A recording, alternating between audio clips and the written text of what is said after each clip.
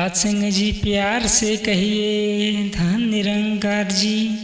आइए सत्संग जी, दास आप सबके बीच में एक छोटा सा भोजन रखिएगा, आशा है प्रवान कीजिएगा।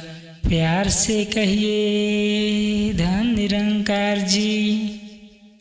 हरि सब में बा भाई सब हरि में समाई, हरि सब में बा भाई सब हरि में समाई, हरि सब में बा भाई सब हरि में समाई। पूरा दुनिया हरि में भुलाइल बा,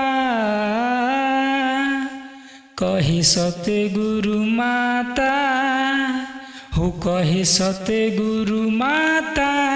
सभा का में राम समाइल बा, कहे सत्य गुरु माता। सभा का में राम समाइल बा। जैसे मेहंदी में लाली छिपल रहेला, जैसे फूलवा में खुशबू बसल रहेला, जैसे मेहंदी में लाली छिपल रहेला, जैसे फूलवा में खुशबू बसल रहेला। हरि घटे घट के बासी त हउए अविनाशी, हरि घटे घट के बासी त हउए अविनाशी। जैसे दूधवा में घिउवा घोराइल बा, कहे सत्य गुरु माता हो, कहे सत्य गुरु माता।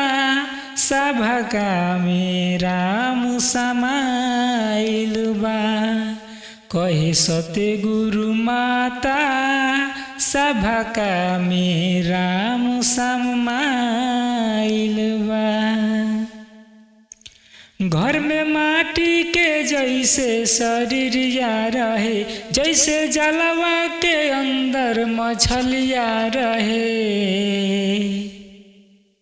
ई तो बाड़े चारू ओर जैसे चंदा के चकोर, ई तो बाड़े चारू ओर जैसे चंदा के चकोर। जैसे पनिया में पगरी गोताइल बा, कहे सत्य गुरु माता हो, कहे सुदीक्षा माता। सभा का में राम समाइल बा, कहे सत्य गुरु माता। सभा का में राम समाइल बा। हरि सब में बा भाई सब हरि में समाई, हरि सब में बा भाई सब हरि में समाई। पूरा दुनिया हरि में भुलाइल बा,